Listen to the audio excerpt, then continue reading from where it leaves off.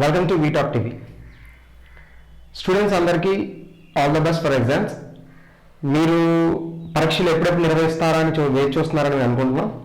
అయితే 10వ తరగతి పరీక్షలు నిర్వహించడానికి ముందు కాస్త సమయం ఉంది కాబట్టి ఈ సమయంలో మీకు ఉపయోగపడే కొన్ని క్వశ్చన్స్ని సబ్జెక్ట్ వైజ్ అందించాలని మీ వీటాక్ టీవీ ప్రయత్నిస్తుంది. దాంట్లో భాగంగా ఈరోజు ఫిజిక్స్, ఎంతోమందికి కన్ఫ్యూజ్ సబ్జెక్ట్గా అనిపించే ఫిజిక్స్లోని ఇంపార్టెంట్ క్వశ్చన్స్ని మేము మీకు ఎక్స్ప్లెయిన్ చేస్తాం. ఆ ఇంపార్టెంట్ క్వశ్చన్స్ని చదివి వినిపిస్తాం. అవి మీకు ఎగ్జామ్స్లో ఉపయోగపడతాయి అనుకుంటున్నాం. ఈ విధంగా విద్యార్థులకి మా వంతు కాస్త సహాయాన్ని అందించాలని వీటాక్ టీవీ కోరుకుంటుంది. ఇందులో భాగంగా ఫస్ట్ ఫిజికల్ సైన్సెస్లో ఫిజిక్స్ పార్ట్లో కొన్ని లెసన్స్ ఉంటాయి, కెమిస్ట్రీలో కొన్ని లెసన్స్ ఉంటాయి. కెమిస్ట్రీ సంబంధించిన లెసన్స్ తర్వాత చెప్తాం. ఇప్పుడు ఫిజిక్స్ సంబంధించిన లెసన్స్లో ఉన్న హాఫ్ మార్క్ ఇంపార్టెంట్ క్వశ్చన్స్ని మీకోసం మేము ఒక మెటీరియల్ తయారు చేసాం. ఆ మెటీరియల్ అనుగుణంగానే మీకు ఆ క్వశ్చన్స్ని చెప్పడం జరుగుతుంది. మీరు ఈ క్వశ్చన్ ఆన్సర్ రెండు చదువుతాం. దాన్ని మీరు రిపీట్ చేసి వినడం ద్వారా మళ్ళీ మీరు దాన్ని చదవగలరు. First of all half mark questions. This is the most important questions for slow learners. ఇది పూర్తిగా 10కి 10 పాయింట్స్ మీరు సాధించగలరు అని మేము చెప్పలేం, కానీ సబ్జెక్ట్ మీద అలాగే పరీక్ష మీద మీరు ఒక పట్టు సాధిస్తారనే నమ్మకం మాత్రం మాకు ఉంది ఈ క్వశ్చన్స్ వల్ల. ఫిజిక్స్లో first question, which of the following is a warming process? ఇప్పుడు నేను చెప్తున్న వాటిని ఏది warming process? A evaporation, B condensation, C boiling and D is all above, అంటే అన్ని ఆన్సర్స్. దీనికి ఆన్సర్ కండెన్సేషన్. కండెన్సేషన్ అనేది వార్మింగ్ ప్రాసెస్ కింద వస్తుంది. Next 2, 3 bodies A, B and C are in a thermal equilibrium. The temperature of C is 45 degrees Celsius. Then what is the temperature of B? అంటే మీకు 3 వస్తువులు ఇస్తున్నాం, A, B, C. ఒక C అనే వస్తువు యొక్క టెంపరేచర్, ఉష్ణోగ్రత అనేది 45 డిగ్రీలు, 45 డిగ్రీస్. అయితే బి ఎంత అని అడుగుతున్నారు.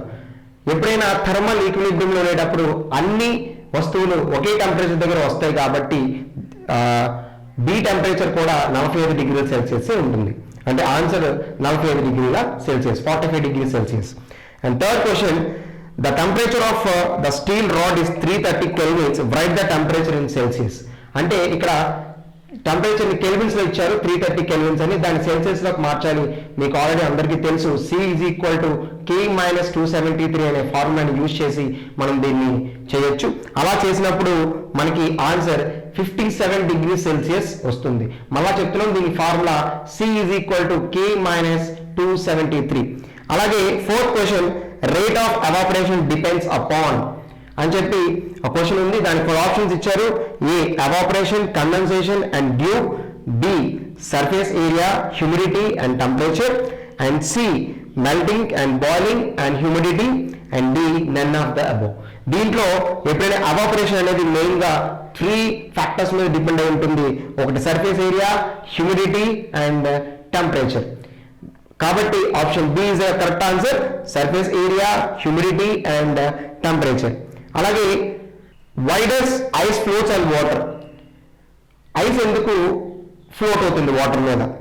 Ice floats on water because the density of ice is less than the density of water.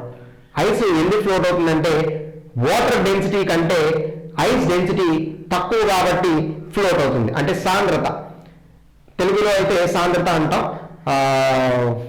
ద్రవ సాంద్రత, నీరు సాంద్రత కంటే ఐస్ యొక్క సాంద్రత కొంచెం తక్కువ కాబట్టి ఫ్లోట్ అవుతుంది. Means the ice have less density than water.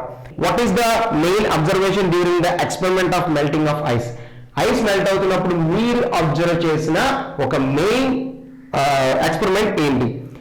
During melting the temperature temperature remains same. Ice melt అవుతున్నప్పుడు అంటే at 0 degree Celsius the total ice will be melt. అంటే ఐస్ మెల్ట్ అవుతున్నప్పుడు దాని టెంపరేచర్ 0 ఉంటుంది కాబట్టి టెంపరేచర్ మారదు కాబట్టి temperature same. Next, which of the following is Snell's law? Options ఇచ్చాడు కానీ స్నెల్స్ లా అనేది మీకు తెలుసు. స్నెల్స్ లా అంటే ఏంటి? Formula n2/n1 is equal to sin I by sin r. n2/n1 అనేది రిఫ్రాక్టివ్ ఇండెక్సెస్ వాల్యూస్ అయితే I అనేది ఇన్సిడెంట్ యాంగిల్, r అనేది రిఫ్రాక్టివ్ యాంగిల్ సూచిస్తుంది. కాబట్టి n2/n1 is equal to sin I by sin r. Next question, twinkling of stars is due to. ఆకాశంలో నక్షత్రాలు ఎందుకు మెరుస్తాయి, మనం అంటాం కదా మిరమెట్లు వెలుగుతున్నాయని, అంటే ఎందుకు అలా ట్వింక్లింగ్ అవుతాయంటే due to that atmospheric refraction. అంటే అక్కడి నుంచి లైట్ మనకి రీచ్ అయ్యేటప్పుడు, మన ఐకి రీచ్ అయ్యే ముందు మధ్యలో ఉన్న ఎన్నో గ్యాసెస్ ఎలిమెంట్స్ నుంచి ట్రావెల్ అయ్యేటప్పుడు దాని డిఫరెంట్ రిఫ్రాక్టివ్ ఇండెక్స్ వాల్యూస్ వల్ల లైట్ డిఫరెంట్ యాంగిల్స్ రిఫ్రాక్ట్ అయ్యి మనకి బ్లింకింగ్ అనేది, ట్వింక్లింగ్ అనేది కనబడుతుంది. అంటే twinkling of stars is due to the refraction. Next, the angle of deviation produced by the glass slab. Glass slab మీద యాంగిల్ ఆఫ్ డీవియేషన్ ఏమవుతుంది? మీకు ఆల్రెడీ చదువుకునే ఉంటారు, గ్లాస్ స్లాబ్ లో డీవియేషన్ అనేది angle of I is equal to angle of E, అంటే incident angle emergent angle equal అయిపోతాయి కాబట్టి angle of deviation will be 0. అంటే గ్లాస్ స్లాబ్ లో యాంగిల్ ఆఫ్ డీవియేషన్ ఉండదు. Next, the characteristics of light are not attracted by refraction. Main గా ఏ characteristic వల్ల మన లైట్ యొక్క రిఫ్రాక్షన్స్ అనేవి చేంజ్ అవ్వవు. మనకు చాలా ఉన్నాయి, వేవ్ లెంత్ అవ్వచ్చు, ఫ్రీక్వెన్సీ అవ్వచ్చు, అలాగే స్పీడ్ అవ్వచ్చు. అయితే దీంట్లో ఫ్రీక్వెన్సీ వల్ల దాని క్యారెక్టరిస్టిక్స్ ఏవి మారు. కాబట్టి frequency is a main factor. విజ్ఞానం, వినోదం, విశ్లేషణ అనే సరికొత్త కాన్సెప్ట్ తో మన ముందుకు వచ్చింది we talk TV. For more updates please subscribe and share we talk TV.